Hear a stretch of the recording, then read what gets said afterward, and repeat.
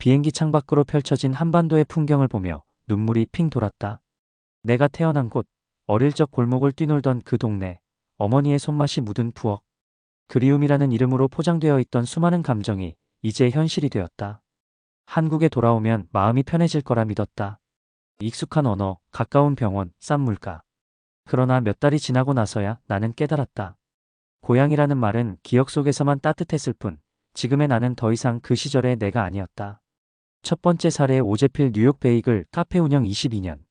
오재필 씨는 뉴욕에서 베이글 카페를 운영했다. 한국에서 자란 그는 30대 초반에 미국으로 건너갔고 성실히 일의 가게를 일궈냈다. 자녀 둘은 모두 미국에서 대학을 나와 미국인 배우자를 만나 가정을 꾸렸다. 그런 그가 은퇴 후 한국행을 결심한 건 단순한 향수 때문이었다. 한국 음식, 한국 TV, 한국어 다 그리웠어요. 특히 친구들과 소주 한잔 나눌 수 있다는 게 얼마나 행복해 보였는지 몰라요. 그러나 막상 한국에 와서 느낀 건 외로움이었다. 친구들은 모두 자신만의 삶을 살고 있었고 대화 주제도 달라져 있었다. 그는 한국에서 한 달을 보내고 나서야 자신이 외국인 같은 내국인이라는 걸 실감했다. 오 씨는 결국 자녀들과 손주들이 있는 뉴욕으로 돌아갔다. 내가 생각한 고향은 옛날 그대로일 줄 알았는데 나는 그 시간에 혼자 멈춰 있었더라고요. 두 번째 사례 최정순, 캘리포니아 요양보호사 경력 20년. 최정순 씨는 캘리포니아에서 요양보호사로 20년 넘게 일했다. 한인 노인들을 돌보며 한국말로 소통하고 한국 음식을 챙기면서도 그녀는 늘 한국에 가면 진짜 고향 냄새를 맡을 수 있을 거야 라는 생각을 품고 있었다. 은퇴 후 서울의 한 복지 아파트에 입주했지만 일상은 녹록지 않았다. 이웃들과의 대화는 단절됐고 병원 시스템도 낯설었다. 무엇보다 자녀들과의 거리감이 컸다. 미국에 있는 아들딸과 화상통화를 해도 정서적 공백은 메워지지 않았다. 손주들이 한국어를 이해하지 못하자 더 이상 통화도 길어지지 않았다. 자식들을 다 키워놓고 돌아왔는데 이제는 나 혼자라는 느낌만 남더라고요. 결국 그녀는 미국행 편도 티켓을 다시 예매했다. 세 번째 사례 윤동철, 조지아주 편의점 운영 25년. 윤동철 씨는 조지아에서 부부가 함께 편의점을 운영했다. 하루 16시간 일하며 자녀 학비를 댔고 은퇴 후엔 부인과 함께 제주도로 귀국했다. 아름다운 자연과 따뜻한 이웃을 기대했지만 그는 뜻밖의 혼란에 빠졌다. 다른 사람들은 제주도가 천국이라는데 저는 거기서 마음이 더 복잡해졌어요. 그의 가장 큰 고민은 정체성이었다. 미국에선 코리안 아메리칸으로 살았고 한국에 오니 외국물 먹은 사람 취급을 받았다. 마트에서 발음이 이상하다는 지적을 받고 아파트 관리실에서는 영어 섞인 말투에 불편하다는 민원을 받기도 했다. 그는 언어가 아닌 정체성의 혼란을 겪고 있었다. 나는 누구인가? 어디서 살아야 진짜 나로 인정받을 수 있을까? 이런 질문이 매일을 괴롭혔다. 나는 늘 돌아갈 곳이 한국이라 믿었는데 돌아와 보니 여긴 내가 알던 곳이 아니었어요. 결국 나를 알아주는 곳은 내가 살아온 시간이 있는 그 땅이더군요. 이들 세 명은 모두 한국이 고향이라 믿었지만 돌아온 후 마주한 건 현실의 괴리였다. 고향에 대한 기억은 시간이 미화시킨 추억일 뿐 현실은 그렇게 따뜻하지 않았다. 또한 자녀들과의 정서적 거리감은 생각보다 컸다. 미국에서 성장한 자녀들은 이제 완전한 현지인이었고 그들과의 관계는 여전히 전화나 메시지에 머물렀다. 손주들과의 관계는 더욱 힘들었다. 언어 장벽, 문화적 거리, 대화의 단절은 조부모로서의 존재감을 점점 희미하게 만들었다. 그뿐만이 아니다. 많은 교포들은 고향에 가면 편할 것이라 기대하지만 그 편함은 이미 과거의 나와 연결된 감정이다. 현실은 다르다. 의료 시스템, 행정 절차, 일상 언어의 속도, 심지어 식사의 리듬조차 다르다. 그 변화에 적응하기엔 교포들의 신체와 정서, 그리고 생활 패턴은 이미 미국식에 길들어져 있었다.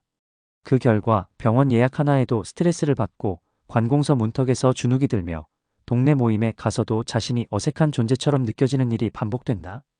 특히 한국말은 하지만 한국 사람은 아닌 위치에 놓인 귀국 교포들의 정체성 문제는 단순히 문화 적응의 문제가 아니다. 이방인이 된 고향은 때로는 더 큰 외로움을 안긴다. 자신이 돌아올 자리라 믿었던 곳에서조차 당신 누구세요? 라는 표정을 마주하게 될 때 사람들은 뿌리보다 익숙함을 택한다. 그러다 문득 드는 생각. 내가 있던 그곳이 결국 내 자리가 아닐까. 그렇게 다시 미국행 비행기 티켓을 결제한다. 이번엔 더 이상 귀국이라는 단어를 쓰지 않는다. 그냥 다시 돌아가는 것이다. 그러다 문득 드는 생각. 내가 있던 그곳이 결국 내 자리가 아닐까. 그렇게 다시 미국행 비행기 티켓을 결제한다. 이번엔 더 이상 귀국이라는 단어를 쓰지 않는다. 그냥 다시 돌아가는 것이다. 정체성의 혼란, 자녀와의 거리, 왜곡된 추억. 이 세 가지는 병행 생활의 가장 큰 장벽이다. 한국은 고향일 수 있지만 지금의 내가 쉴 수 있는 집은 아닐 수 있다. 진짜 중요한 건 어디에 있느냐보다 어느 곳에서 내가 나답게 숨 쉴 수 있느냐는 것이다. 그걸 깨달은 사람들은 다시 비행기에 오른다. 이번에는 더 담담한 표정으로. 더는 흔들리지 않기 위해. 전문가 칼럼, 교포 귀국자들의 심리 정서 현실적 병행 전략. 귀국을 고려하는 재외교포들에게 병행 생활은 점점 더 유력한 선택지로 떠오르고 있다. 하지만 단순히 계절 따라 왕래하는 문제로 보아서는 안 된다. 병행 체류는 정체성, 사회 적응력, 건강 시스템, 그리고 가족 관계에 이르기까지 다층적 과제를 내포한다. 다음은 병행 체류를 준비하거나 유지하는 이들에게 도움이 될 수 있는 핵심 전략이다. 정체성 혼란에 대한 사전 심리 대비. 30년 이상 해외에 거주한 교포는 단순한 외국 체류자가 아닌 이미 현지화된 정체성을 갖고 있다. 한국에 돌아왔을 때 느끼는 이질감은 비정상이 아니라 자연스러운 현상이다. 귀국 전후 심리 상담 또는 정체성 워크숍, 현재 몇몇 한인단체와 교민회, 한국의 귀환교포지원센터 등에서 운영 중에 참여하는 것이 유익하다. 자녀 세대와의 관계 구조 재설계. 귀국 후 자녀나 손주와의 관계 회복을 기대하는 경우가 많지만 실상은 더 멀어지는 경우도 있다. 이는 문화 간 차이와 언어의 단절 때문이다. 정기적인 영상통화뿐 아니라 손주 대상의 문화 교류 활동, 예를 들면 영어로 된 조부모 일기 영상, 함께 책 읽기 프로젝트 등을 계획적으로 운영하는 것이 정서적 유대감을 지키는 데 중요하다. 의료 및 복지 시스템의 이중이해. 한국은 세계 최고 수준의 의료 접근성을 갖추고 있지만 절차와 속도 면에서 미국과는 다르다. 건강보험 가입은 물론 병원 예약 진료 흐름 등을 미리 숙지할 필요가 있다.